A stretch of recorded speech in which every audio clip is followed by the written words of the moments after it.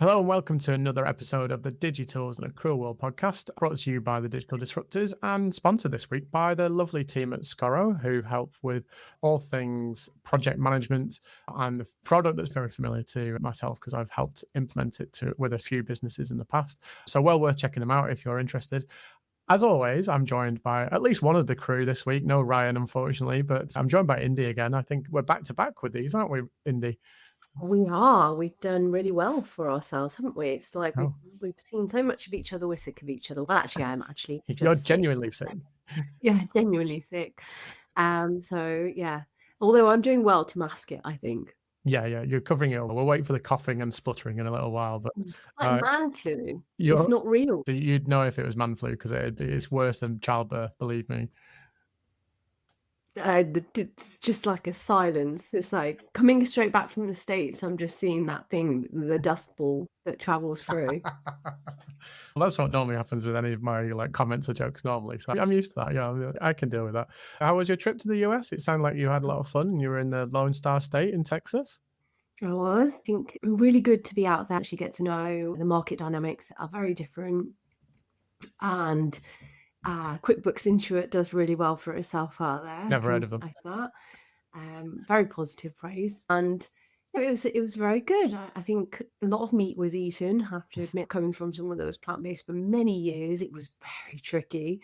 Thankfully, this week I sans meat just to try and let the body purge. Maybe that's why I'm feeling so rough. But anyway, it was good. It was a heck of a flight back, and I think I'm walking away much more excited by the prospect of what's going to come and probably the opportunities within the various markets. And a few people here actually interested in some of the trip, which is even better because there's obviously a relation between AI, power, and how we will continue to see that evolution take place not only abroad, but over here in the UK too.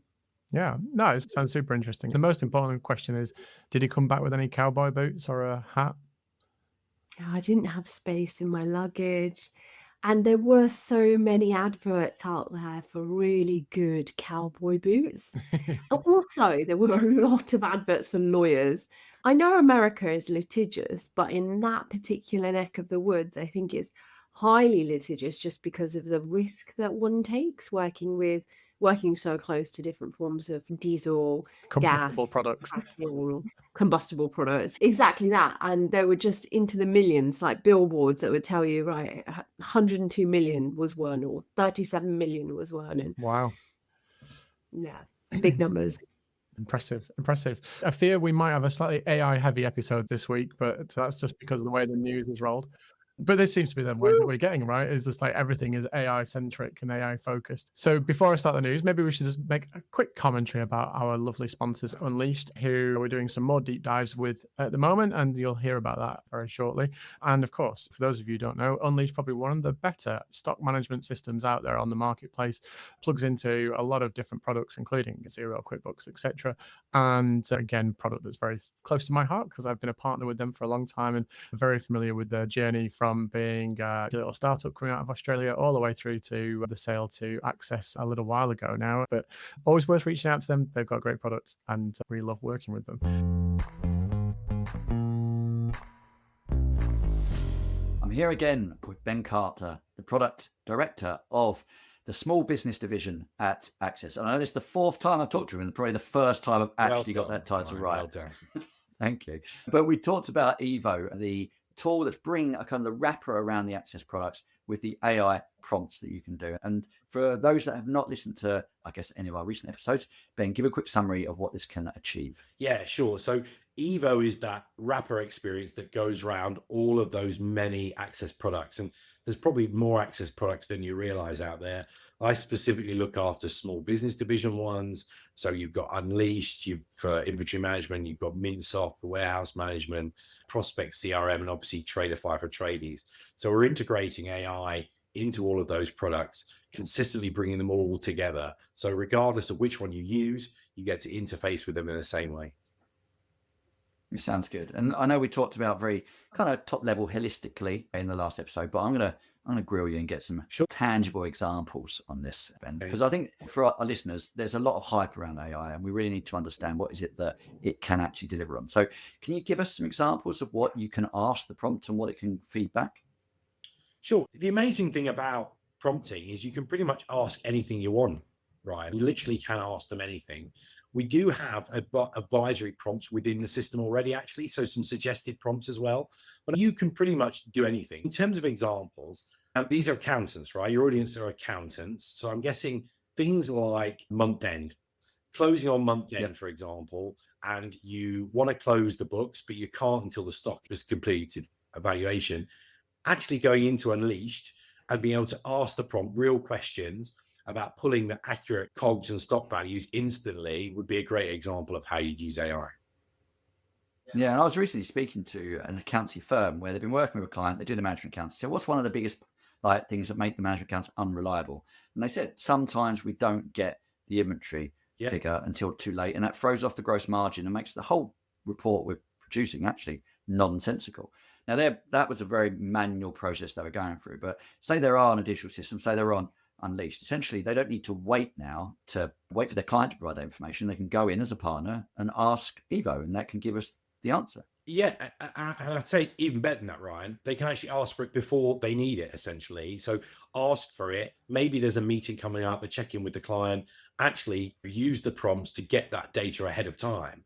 One other use case that comes up time and time again with our accountancy partners is what we like to call mystery margin.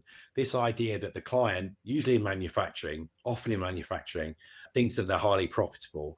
But actually what we're seeing is that there's random margin percentages going everywhere. Often the partners suspect that those costs aren't being landed properly. And sure enough, there's shipping, there's duties, there's freight.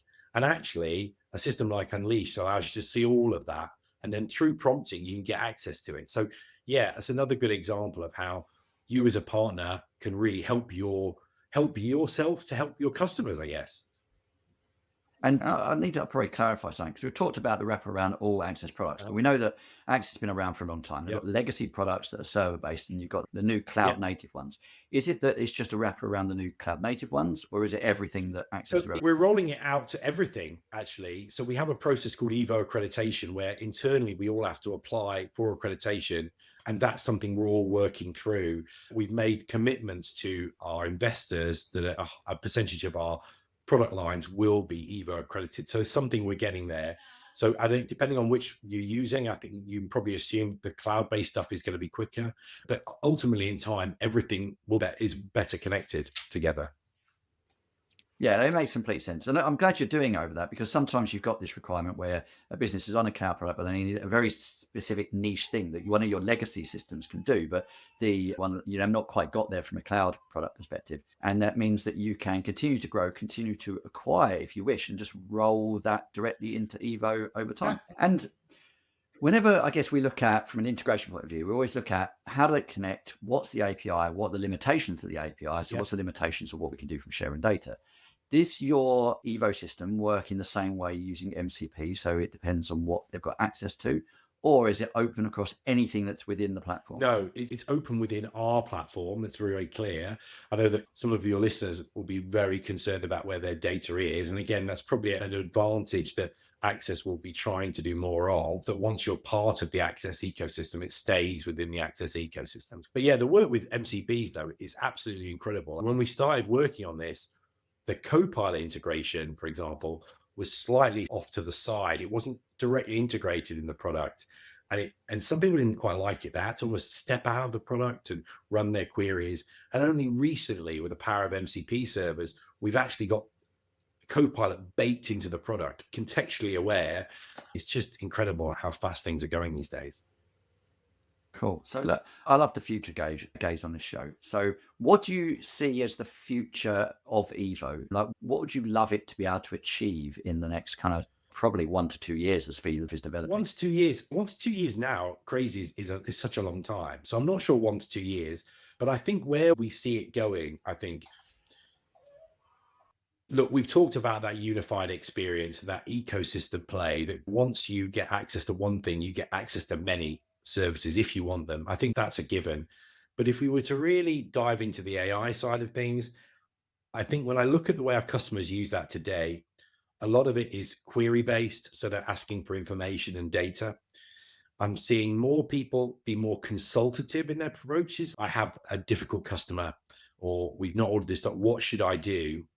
I think the next evolution is really that agentic phase where we then say, okay, you think I should write an email to this customer apologizing, potentially giving a discount. Just do it for me. And I think we will move to more of an autopilot world where if we give the AI a certain degree of thresholds, by and large, it will just do those tasks and only flag to you, I, whoever, when it needs permission, when it's going above beyond its remit. But I do see that autopilot world for a lot of relatively small tasks happening really quite quickly. There's a lovely use case we've got at the moment where in Unleash, we've been working on some technology that says, we know you're about to run out of jam jars. And we know traditionally this is a high period of demand for you. So we're just going to order you some. Is that okay? Like those sort of circumstances, a true partner. Because I think that's where we need to go with AI. I think we've all become a bit already the hype of it all. That's what we truly want from this, is something that's really helping us in our day to day. And yeah, I think it'll be here before you know it, Ryan. I really do.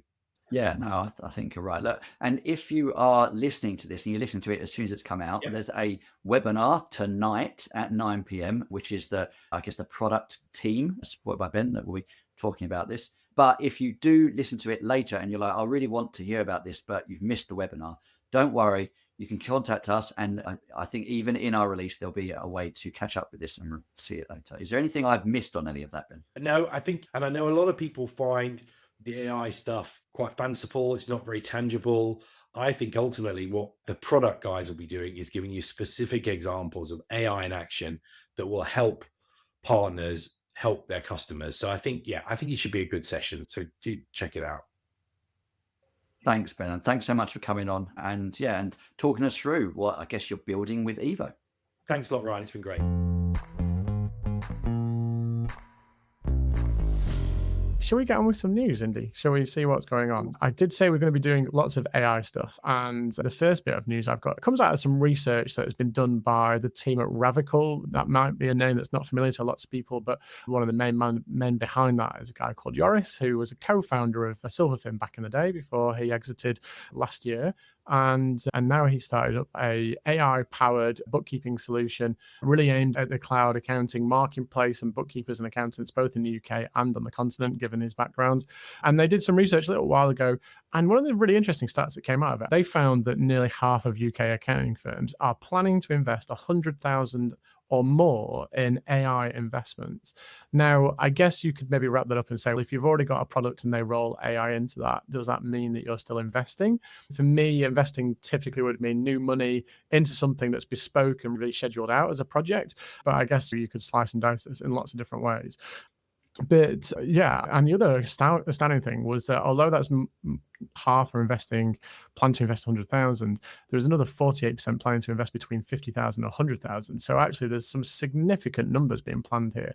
So it sounds like only a very small percentage of the market not planning to make any investment at all, or obviously one or two really big numbers that we've talked about from the likes of KPMG and stuff in the past. But I guess this is fascinating. Some of the other stuff that I pulled out of here was that 83% of senior decision makers are saying that AI fluency and working effectively is really important as a technical skill that they're looking for. And they're now recruiting based on people's experience in this marketplace. We're 2 and a bit years in, and already this is taking center stage. And 70% of firms are already embedding AI into their workflows and using that to improve productivity and client service. I do think that probably given Joris's connections in the marketplace, I suspect that they've been talking to a lot of kind of cutting edge firms as a consequence of that.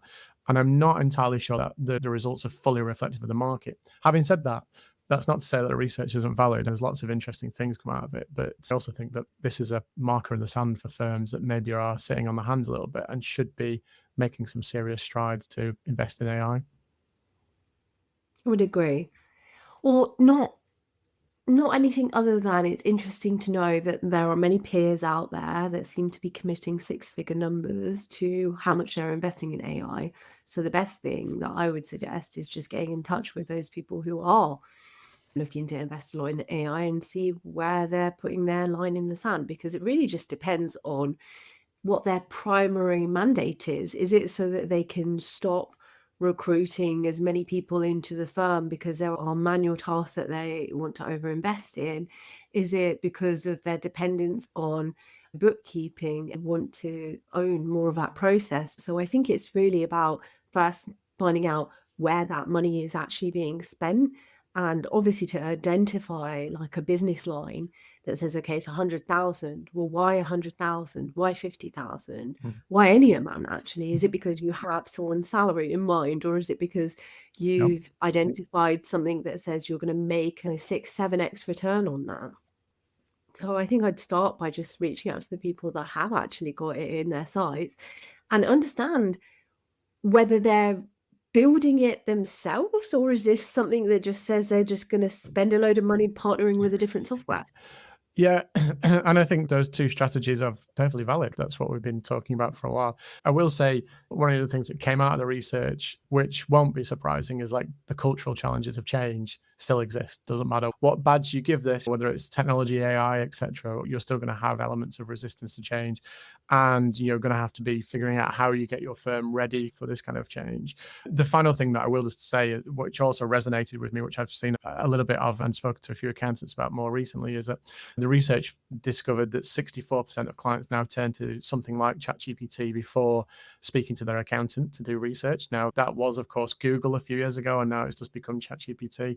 But actually, interestingly, 54% of firms were having to review or correct LLM-generated advice and deal with the consequences of that. That's a revenue-generating opportunity. It feels good to me. I've got a quick one on Bill. So Bill just rolled out Bill AI, an agentic workflow that nukes back office sludge and automated W-9 collection and validation. So it's touchless receipt reconciliation and smarter onboarding. They're training these agents on a monster data set of $1 trillion of payments and over 1 billion documents. So accuracy and fraud stop rates could be genuinely compelling for the firms. Now, my question is, like, with that much data and given where QuickBooks went to, do you think that any of the accounting tech giants should buy Bill? Because strategically, if they want instant scale into SMEs, payables, expenses, plus the AI engine with real transaction gravity and models to suit, then I just think that it seems like a really logical fit. Obviously, Intuit, I don't think would, even though they would be a good fit. It's like a lot of QuickBooks Capital and the products that they already have. So I think that likely not going to happen there, but perhaps a Sage or a Xero, their accounting payments payroll 3x3 play that they've been doing. Yeah, I guess the equivalent maybe in the UK market would be a Dext. It's probably the closest to them. Maybe. I guess why I say that is there's scope for Bill to stay independent, right, and just to build up and scale. They are probably the biggest AP payments provider in the US, at least as far as I understand it, and plug into a multitude of systems. I was really disappointed about that actually, because I was trying to think of a play on words, because if the Bill have launched AI, would they be like Bill AI no mates? But I was like, I couldn't think of something funny to say about that. There you go. Regardless of who owns it and where it's going. Agentic AP, invoice receipt match, policy enforcement is all coming fast. So if your stack isn't testing touchless workflows in the next couple of quarters, you'll be pricing services against firms that already are using that. Yeah, I guess what they're doing there is just the next generation of what we're already seeing. We're seeing a huge amount of month-end process automation happening as a result of AI. And there's a whole bunch of players in this market. There's tons of them at the moment. So Thomson Reuters, the guys behind Digi-Tools, very well known in the US market, less well known, I guess, in the UK market, particularly in the accounting, because it's a very small segment for them. But they are launching a whole bunch of agentic AI solutions across their suite of products. And this has had a huge amount of support and backing from the likes of the AI CPA, the FASB, which is like the equivalent of the FRC in the US, but also also the IFRS Council and people behind creating those standards. So this is launching in the US products, although it is launching globally as well, but it's going to launch in the US products first and then roll out incrementally to other territories. And they're going to have a whole bunch of stuff in the products, and it's not just focusing in one area. So they're going to have something in their tax products, which is going to help with reviewing the tax return information that's going in there. And it's going to rely on the Thomson Reuters databases of information that they have. So I guess that's probably going to be a bit of a competitor to a couple of products here in the UK if they get it rolling out. And then there's also going to be some additional stuff added to their audit and tax products, their audit and accounting products rather. And again, their audit product has only really been in the UK market for probably about 18 months or so, not very long, but it is a cloud-based product. It's pretty sophisticated, possibly not as good as some of the other challenges in the market, but that's a personal view. And then adding on to that is some stuff to help you validate information in your accounts and audit systems, those kind of tools. So I think, like I say, launching in the US products to begin with, but it is definitely going to come to UK products. And I guess this is just part of the ongoing journey that we're seeing all of the large incumbents do, which is trying to bake in AI tools of some description into their core product base, whilst at the same time also moving it from on-prem into the cloud. That's their other big challenge that they're doing. But it seems that what's happening now is that push to the cloud is slowed a little bit, maybe because they're not getting there as quickly as they want to. So they're baking in AI products into their core on-prem solutions. And I guess that might give them a little bit of additional longevity, possibly. Yeah, and they have a lot of data that helps them train something. So I think it makes sense that rather than trying to build something as complex as moving to the cloud, using something that can help speed up the processing and the understanding of the function by virtue of the fact that they have reams and reams of historic data and know how it should work. So you love Thomson Reuters, don't you? You're always so cool about them. So here's one that raised my eyebrows this week, although that would have also just been the cough as well. I didn't know you had that work done that your eyebrows raised at all, Indi. I've not had any work done. Sacrilege. And you know what? I'm really happy because when I finally do have work done, you're going to be like, whoa. I'm going to try and surprise you all the time. I'll be like jumping out from behind things. Yeah, you could never surprise me. That's the problem. How would you surprise me being fully dressed and very decent as a person and chivalrous? I'd just jump out from behind the corner or something. That's what I'd do. No, that's my signature party trick. Anyway, back to the eyebrows. Adfin has just launched Adfin Autopilot, what it calls the world's first agentic AI credit controller.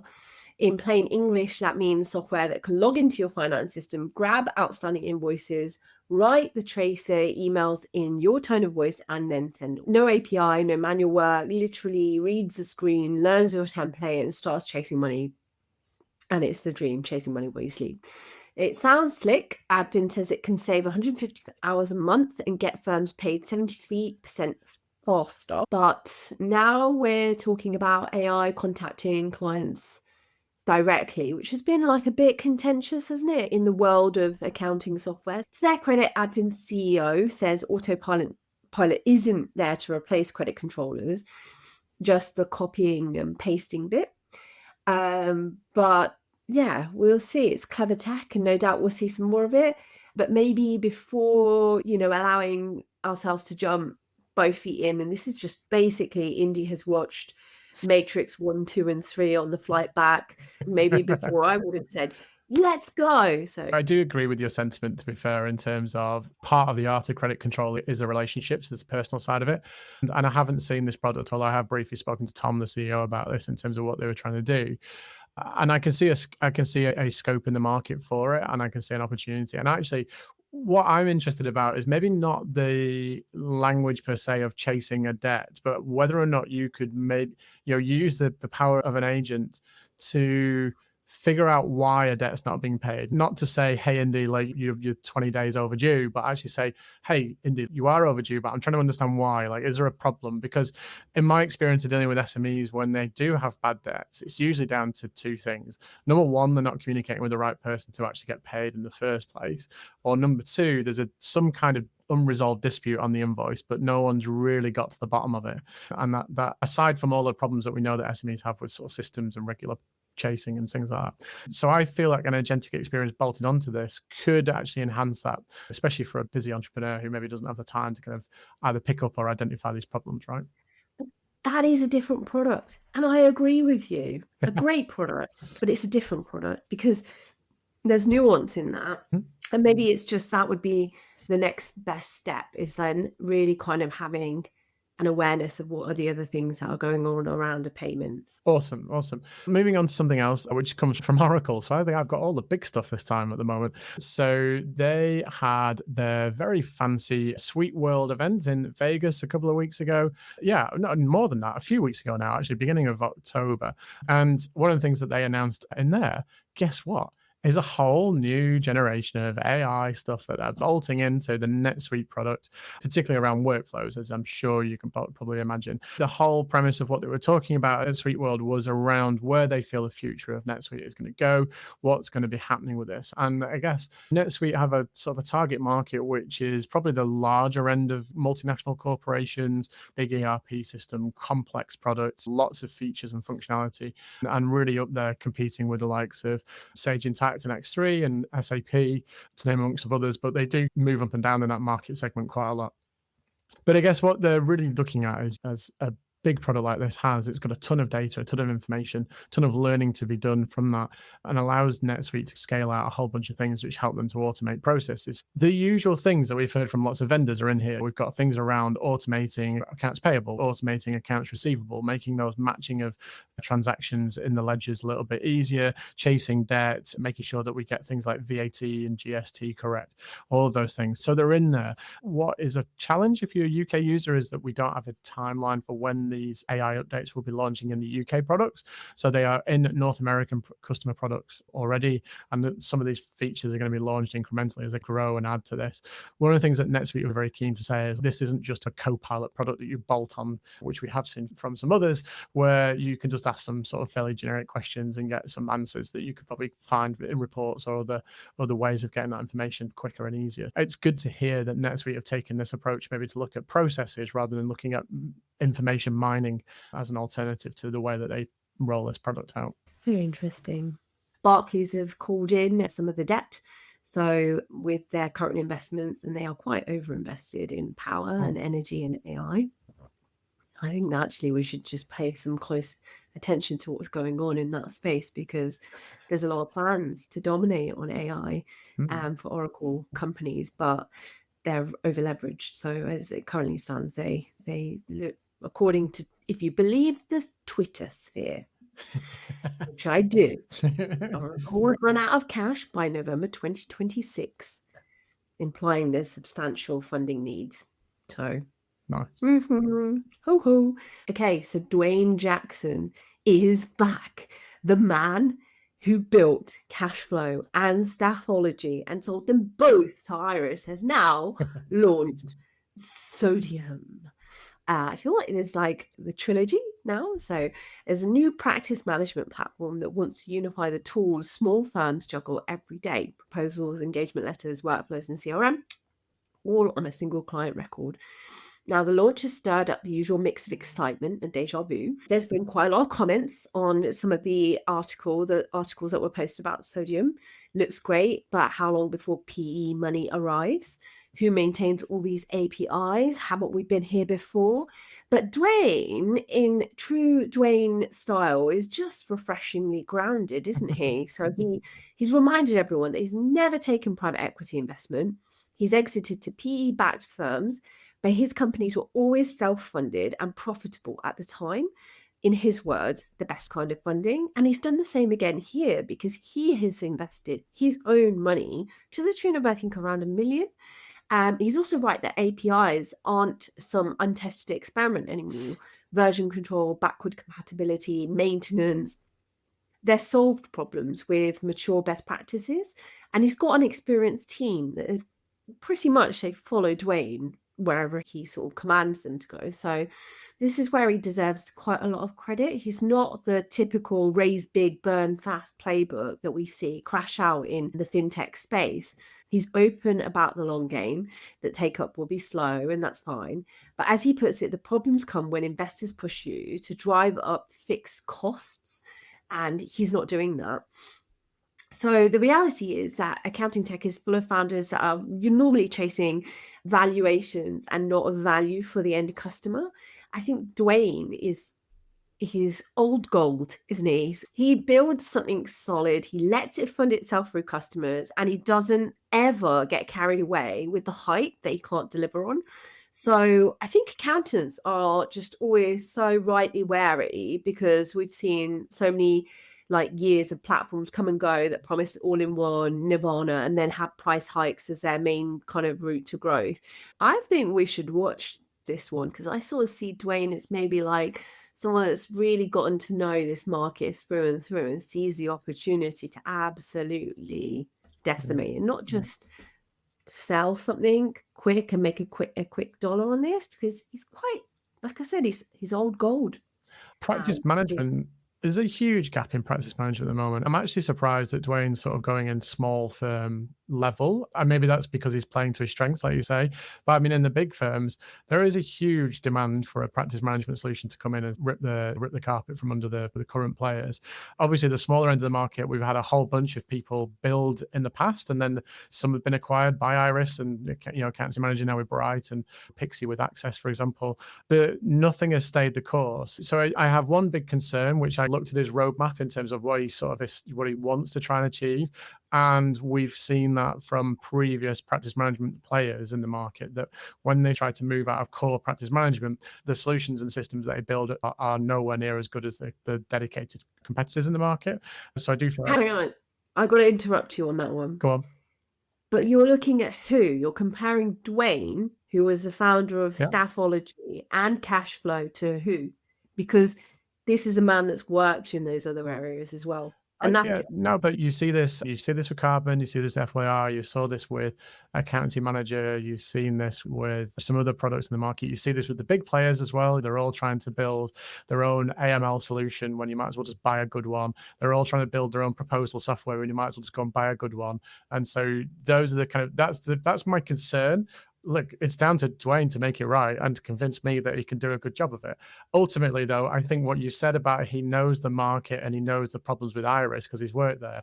Iris have a hole as big as you can possibly imagine when it comes to practice management, because frankly, they've bought products in the past and killed them. Their Elements cloud product is a massive heaping, steaming pile of shite. So Dwayne is building a solution to sell back to Iris to fill that void. Oh, we're going to take bets. We're going to take bets for sure. Okay. He doesn't know who else to sell to, does he? That's the problem. No, you don't know that. You have no idea. Look, you know what? We'll take the bet. We'll make it a juicy one as well, and let's see how it goes. Well, let's see if the CIS product that he's built gets sold to Iris in the interim, and then we'll see. Then we'll see what direction of travel we've got. Don't think that I'm piling in on that. I think it's very exciting. Moving on to something, again, a bit more US focused, but they are promising to come, or they're threatening to come to the UK market and disrupt the space over here, is Digits. So Digits, a little bit of background about them. They were originally like an AI-based sort of reporting product that connected into things like Xero and QuickBooks. And I guess a little bit like you do with Jax and stuff, you could ask questions and say, hey, give me the marketing spend trend in my P&L for the last 12 months. And it'll give you some nice, both graphical and written responses on that. And it was pretty neat. They've then subsequently pivoted in the last 12, 18 months or so after raising quite a lot of money to move into sort of providing general ledger software. And they promote themselves as the first AI-powered or LLM-powered general ledger. And they've honed this phrase of the AGL, which is the autonomous general ledger. What they're trying to do, I guess, is rip up the space and produce something that's not too different from, I guess, say, the types of things that Genesis and Briefcase are trying to do over here, but without that connection to a third-party GL. And they're launching a whole heap of APIs.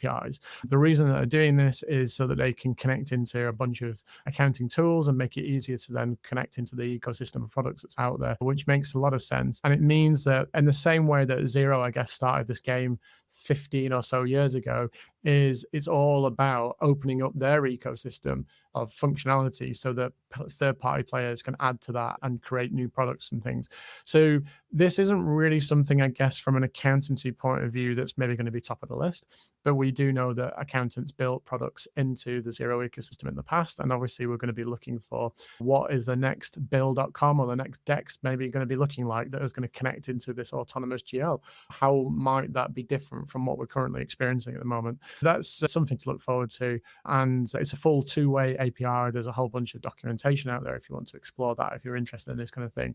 And I guess this is the frontier for where do products build. We talked in the past when you're in the kind of Xero sort of cloud ecosystem that typically if you're UK or Australia based, you'd build for Xero first. If you're in the US, you'd build for QuickBooks first, and then you'd build for the other products that were competitive in the marketplace.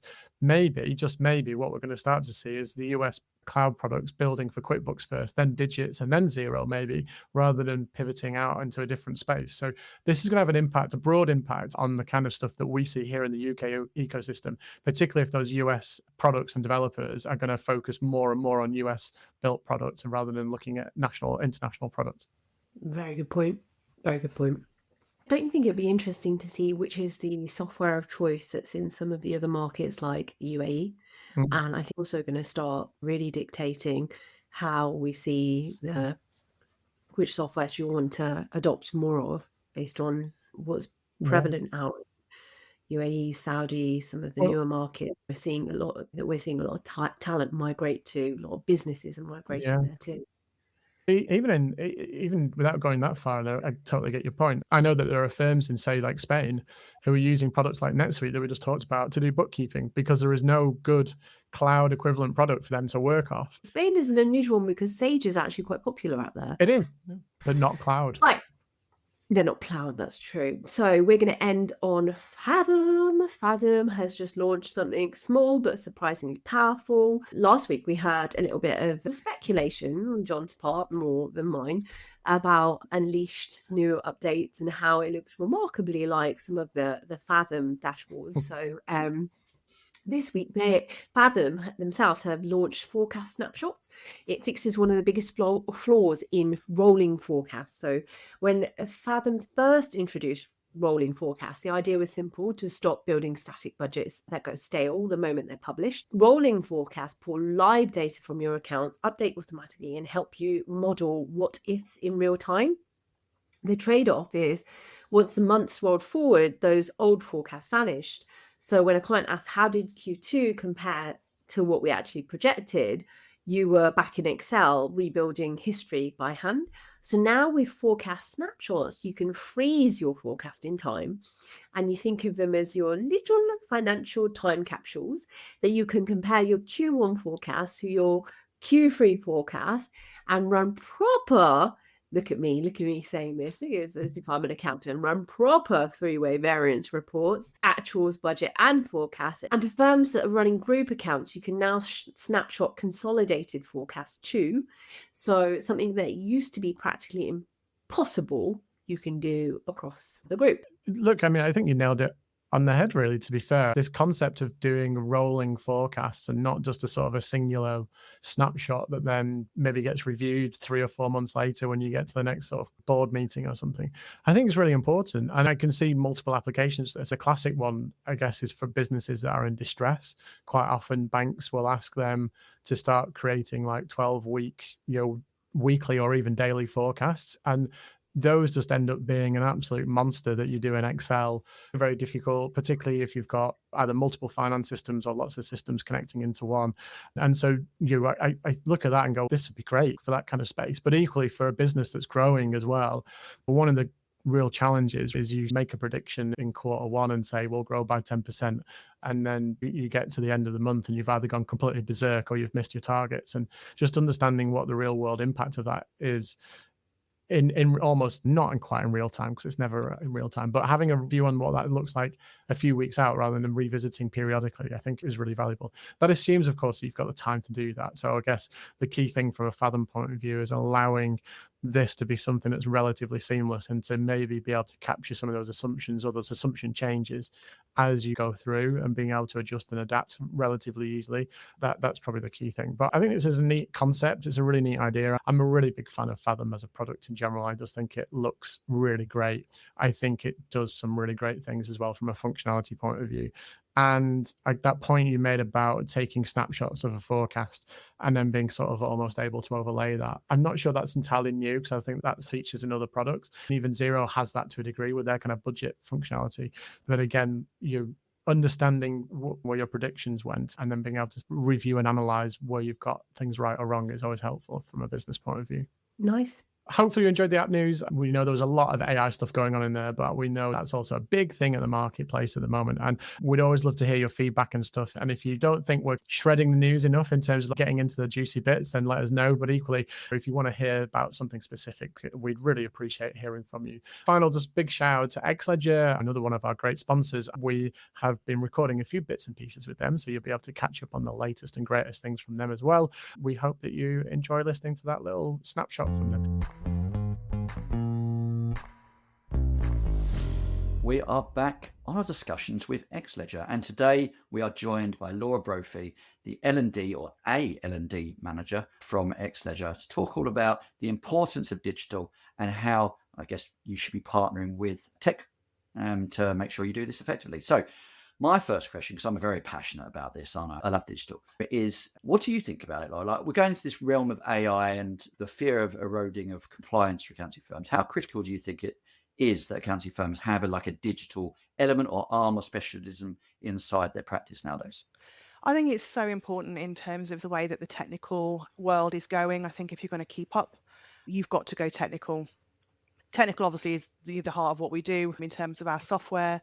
And that's why a few years ago, we put quite an investment into creating digital training as well. That's what we go to market with now. Is a lot of our training is based on digital learning for our system. Brilliant. And we've talked on a previous episode about the importance of collaboration and partnerships. And how important do you think that relationship is between the head of digital or expert in the accounting firm and that accounting partner, that software vendor, to make sure that journey is successful? I think it's making sure that the requirements from the technology are the same, the way that the partnerships work. Everything needs to be scalable. And I just don't think that you can scale things if you're not using some sort of digital approach, be it digital learning or be it digital accounting software. They need to go hand in hand. It's making sure that the services we offer within the software match what a partner can deliver in terms of their expertise. With regards to training up those partners is something that we focused on quite a lot here at Xledger. Training finance teams can be quite difficult. Learning is best in safe and secure environment. Yeah, and I think that's both for the accountants as they're learning the product, but also for their clients as they're rolling the product out. Right? And training is that, especially as it's, you're in a complex space of mid-tier where there's always so much you have to learn inside the platform. To give that comfort to those people that they are supporting that journey is critical, and probably quite a high pressure role for yourself, Laura, to make sure it's delivered effectively. So is it something you thrive on? Do you love this space? Yeah, absolutely. I'm an accountant by trade, so I understand the concerns and the realities that sit from the finance team.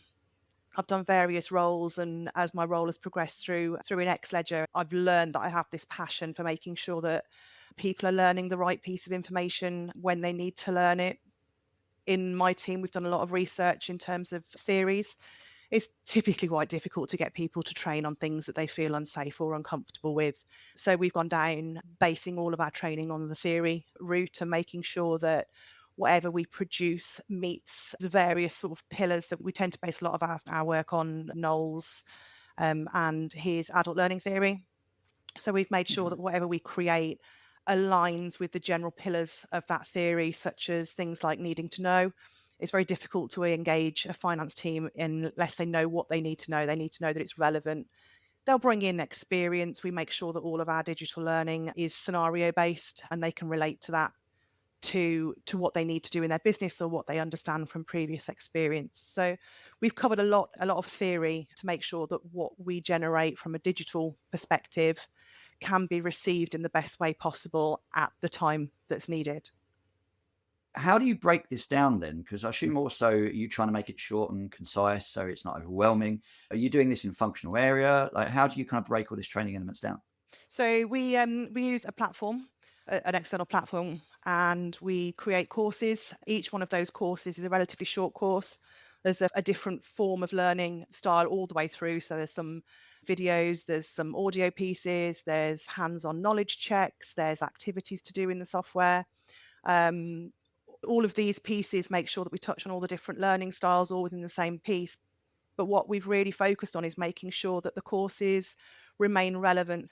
That makes sense to me. So instead of functional split, it's more kind of role based. So Yes. take on what do you think you're going to be doing as your role, and then we build out what you need to learn. And is that you've got set roles in there, or can that also be customized to the experience of the individual? Yeah, it's basically customized. It's like a pick and mix.